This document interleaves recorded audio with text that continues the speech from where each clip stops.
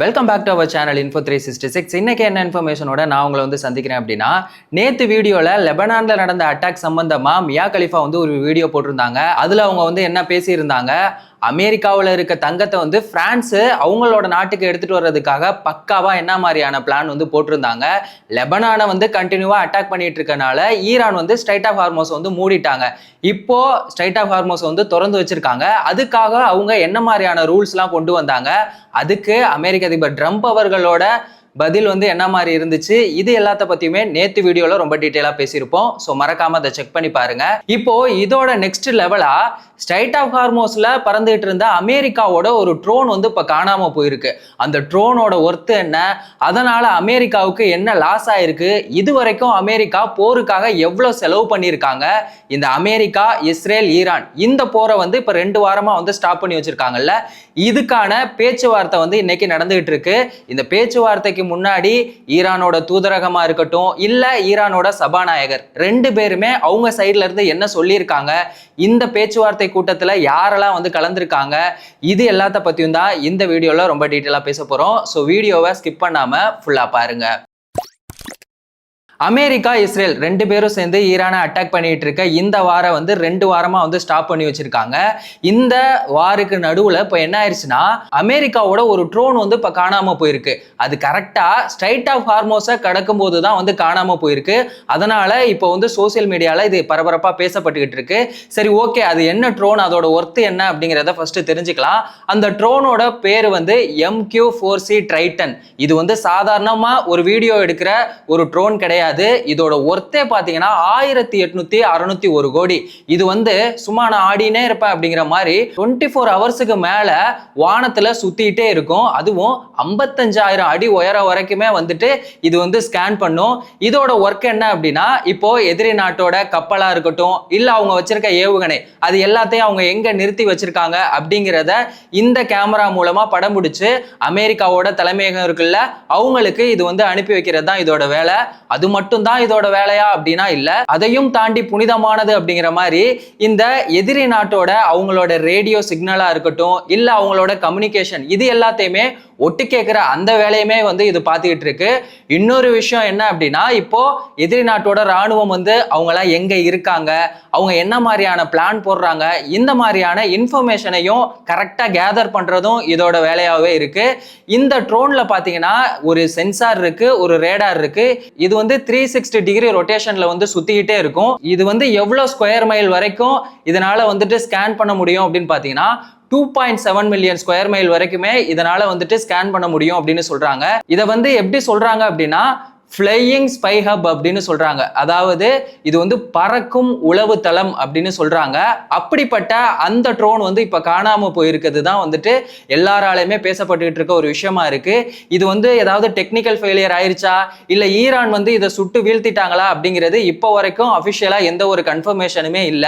இந்த போருக்காக அமெரிக்கா வந்து ஒரு செகண்டுக்கு எவ்வளவு செலவு பண்ணிருக்காங்க தெரியுமா? 9.8 லேக் வந்து செலவு பண்ணிருக்காங்க. ஒரு நாளைக்கு மட்டும் அவங்களோட ஆயுதமா இருக்கட்டும் இல்ல ஏவுகணை, அதுக்கு மட்டுமே 3040 கோடி செலவு பண்ணிருக்காங்க. அது இல்லாம இந்த கப்பல் விமானம் இது எல்லாத்துக்குமே சேர்த்து டெய்லியுமே பாத்தீங்கன்னா 3800 கோடி வந்து செலவு பண்ணிருக்காங்க. இவங்க வந்து போருக்காக இவ்வளவு செலவு பண்ணிருக்காங்க. இன்னொரு பக்கம் எங்களை வந்து யாராலையுமே பிடிக்க முடியாது அப்படிங்கிற மாதிரி யாரோட கண்ணுக்குமே தெரியாத அமெரிக்காவோட போர் விமானமான F-35 அதை வந்து ஈரான் தான் வந்து முறையா சுட்டு வீழ்த்தினாங்க. அதனாலேயுமே வந்து அமெரிக்காவுக்கு பல கோடி லாஸ் ஆயிருச்சு. இப்போ அமெரிக்காவோட 1861 கோடி ஒர்த்துள்ள ஒரு ட்ரோனுமே வந்து காணாம போயிருக்கு. இதனால அமெரிக்காவுக்கு அடி மேல அடி விழுந்துகிட்டே இருக்கு. ஆனா அமெரிக்க அதிபர் ட்ரம்ப் அவர் என்ன சொல்றாரு, எங்களுக்கு எந்த ஒரு சேதாரமுமே இல்ல, ஈரானை நாங்க வந்து அடிச்சு காலி பண்ணிட்டோம் அப்படின்னு சொல்லி பேசிக்கிட்டு இருக்காரு.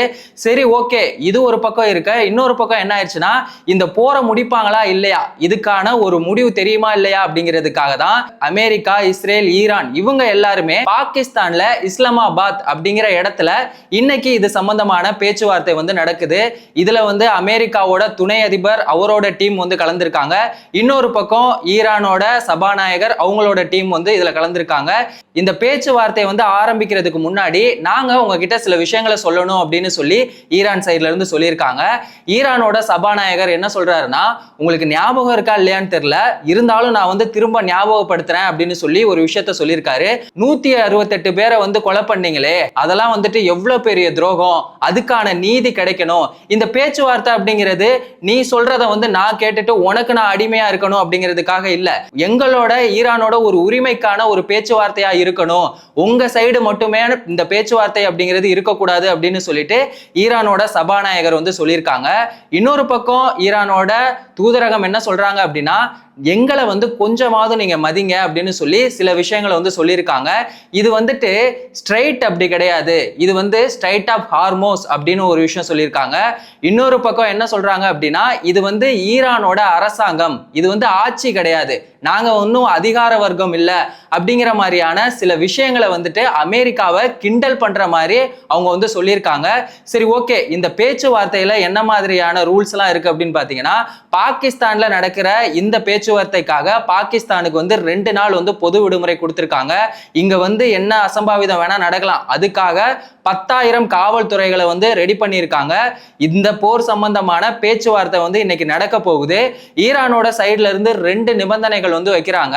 இந்த அமெரிக்கா, இஸ்ரேல், ஈரான் இந்த போரை தாண்டி இஸ்ரேல் வந்து லெபனானை வந்து கண்டினியூவா அட்டாக் பண்ணிட்டு இருக்காங்கல்ல, அந்த போரை வந்து அவங்க நிறுத்தணும் அப்படின்னு வந்து சொல்லியிருக்காங்க.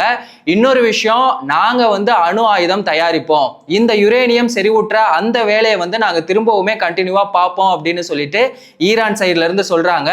இதுக்கு அமெரிக்க அதிபர் ட்ரம்ப் அவர்கள் என்ன சொல்றாங்கன்னா, ஈரான் வந்து 99% அணு ஆயுதத்தை தயாரிக்க கூடாது, ஏன் அந்த 1%? நீங்க அணு ஆயுதமே தயாரிக்க கூடாது அப்படின்னு சொல்லிட்டு போயிடலாமே. அந்த மாதிரி தான் வந்துட்டு அமெரிக்க அதிபர் ட்ரம்ப் அவர்கள் வந்து பேசிட்டு இருக்காங்க. ஈரான் வந்து அணு ஆயுதம் தயாரிப்போம் அப்படின்னு சொல்றாங்க, அமெரிக்க அதிபர் ட்ரம்ப் அவர்கள் வந்து தயாரிக்க கூடாது அப்படின்னு சொல்றாங்க. ஸோ கண்டிப்பா இந்த போர் வந்து முடிகிற மாதிரி தெரியல. அமெரிக்காவோட 1861 கோடி ஒர்த்துள்ள ஒரு ட்ரோனை வந்து இன்னைக்கு காணாம போயிருக்கு. அமெரிக்கா ஒரு போருக்காக எத்தனை கோடி செலவு பண்ணியிருக்காங்க. இது எல்லாத்த பத்தியும் நீங்க என்ன நினைக்கிறீங்க? இந்த பேச்சுவார்த்தை முடிஞ்சு இந்த போர் இத்தோட முடிஞ்சிருமா அப்படிங்கிற உங்க கருத்தை மறக்காம கமெண்ட் செக்ஷன்ல சொல்லுங்க. எந்த ஒரு இன்ஃபர்மேஷனா இருந்தாலும் அதை 10 நிமிஷத்துல தெரிஞ்சுக்கணும் அப்படின்னா நம்ம சேனலை மறக்காம சப்ஸ்கிரைப் பண்ணுங்க. அப்படியே உங்க ஃப்ரெண்ட்ஸுக்கும் ஷேர் பண்ணி சப்போர்ட் பண்ணுங்க. வேறொரு வீடியோல வேறொரு இன்ஃபர்மேஷன்ல திரும்பவும் சந்திக்கலாம்.